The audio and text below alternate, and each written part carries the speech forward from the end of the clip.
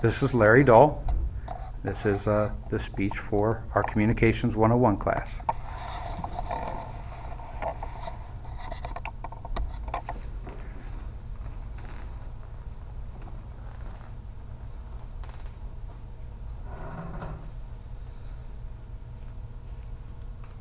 Have you ever wondered about the origins of the tomb of the unknown soldier? I did, so I did a little research today so that I could talk about that. After doing some research on the tomb of the unknown soldier, I found out that there's actually 3 soldiers interred in the tomb, not just one. There's a soldier from World War I, a soldier from World War II, and a soldier from the Korean War. There was also a soldier from the Vietnam War interred in the tomb until 1998. DNA testing proved his identity in 1998. While researching, I became intrigued by the guards that are posted outside the tomb. I read about the group and I decided to talk about them today instead of just the tomb. They're called the Sentinels.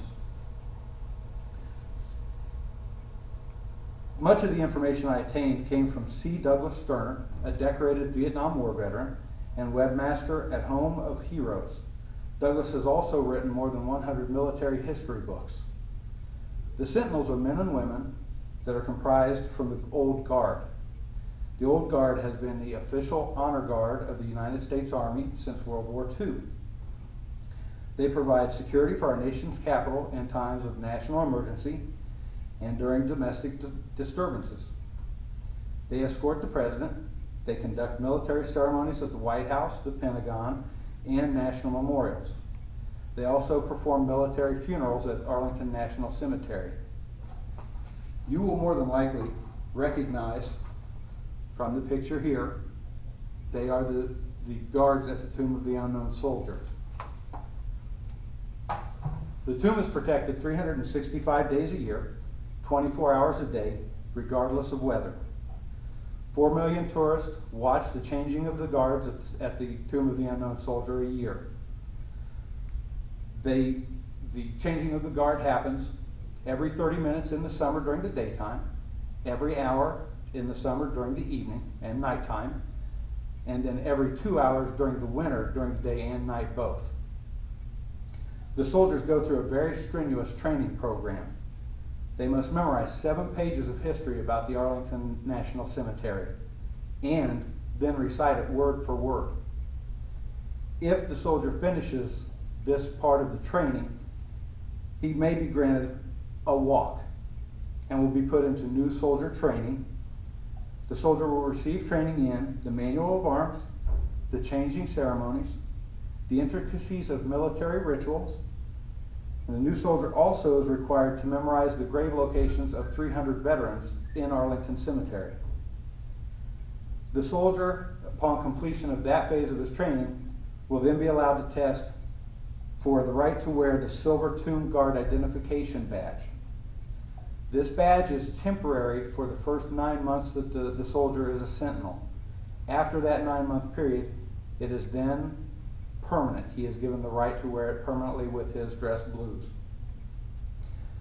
The ceremonious walk that the Sentinels perform consists of 21 steps to the north.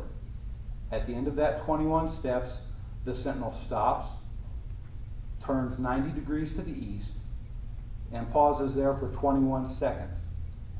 He then, at the end of that pause, turns 90 degrees to the south and starts a maneuver called shoulder arms.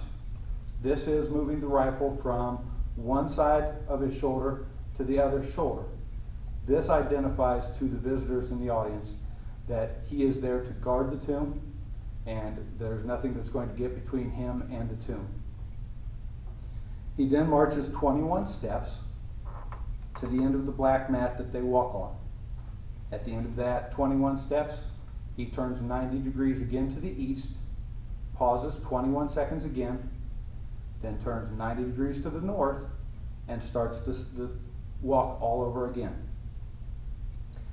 The changing of the guard ceremony starts with the relief commander announcing to the visitors that there is going to be a changing of the guard.